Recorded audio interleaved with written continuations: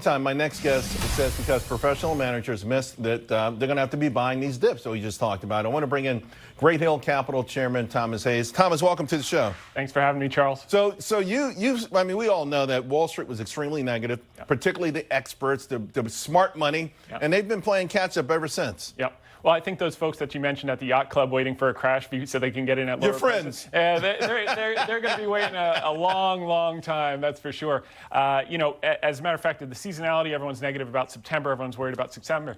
Except for those years that the S&P's up 15 to 20% through July, the average return to the end of the year is 9%. Right. So mid-single digits. There's a lot to do. Magnificent Seven will be fine. They led the first half of the year, but I think there's more opportunities under the surface that those yacht club folks are going to be chasing. Did you see Thomas Lee's piece? He had a really good piece. I used it on the show yesterday. What you just said, up 15% or more. Down in August, the rest, September is always up except one time, and the rest of the year is up 100% up the time, 100%. Yeah. I mean, it feels like the die is cast, and why fight it? Yeah, and by the way, the other trade that's really crowded besides the pessimism is that hedge funds and large speculators are the most short 10-year Treasury notes than they've been since the lows in 2018. So everyone's expecting these yields to blow out. I think the opposite side of the trade. So those equities that have gotten hammered by this hiking cycle that are correlated with the... I'm a little anxious on that one. Yeah. So I'm with you. Okay, hedge funds are the most short they've ever been. Yep. But asset managers are the most long they've ever Correct. been.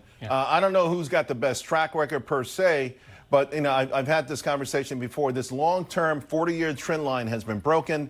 I'm just a little concerned. Would you be loading up on bonds here? I wouldn't be loaded. I would extend your duration if you're in bonds, but I'd play it indirectly through those equities that are down 50% because of the hiking cycle. As you said, Jay Powell has a lot to smile about today. I think they're basically going to be done. You saw the probability of a Fed hike in September drop to 7% this morning. November dropped to 35%. So in that context, look at those businesses that haven't lost earnings power, haven't lost cash flow power, but got hit 40, 50% because of the hiking cycle, and now that's reversing.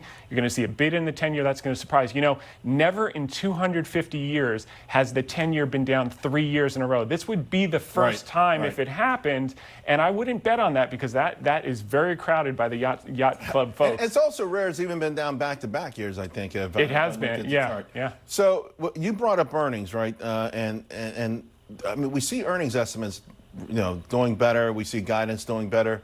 Yet I would say 90% of my guests, forget about that. They still think that the consensus is too optimistic. You buying these earnings? Look, I remember being on your show earlier in the year when everyone was so negative in March, you remember, and everyone saying, you know, earnings have to come down for 2024. They were at 245, earnings got to come down.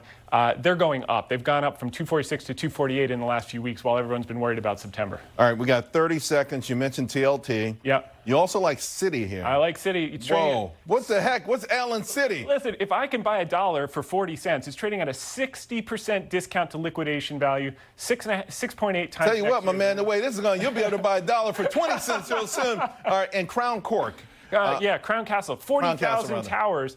The demand for data and cellular is going up. Revenues have stayed the same. Cash flow stayed the same. But what happened? REITs got hit because of the tightening cycle. Fed's getting done, basically. They're going to rise, and you get paid 6.7% to wait. Those REITs, the Real Estate Investment Trust, and they're not all the same, right? Correct. A lot of them have office in them and things like that, maybe even self-storage. But I've been waiting for this, you know, CCI and AMT to come on American Tower for a while. So, all right, you know, we should also note that you have a longer time horizon. That's correct. Yeah, I mean, I've got to be in 12 to 36-month outlook. I've managed a lot of taxable money, so. Good stuff, Thomas. Yeah, really thanks appreciate so much, it, buddy. Charles. Have a great weekend. Appreciate it. All right, folks, coming up.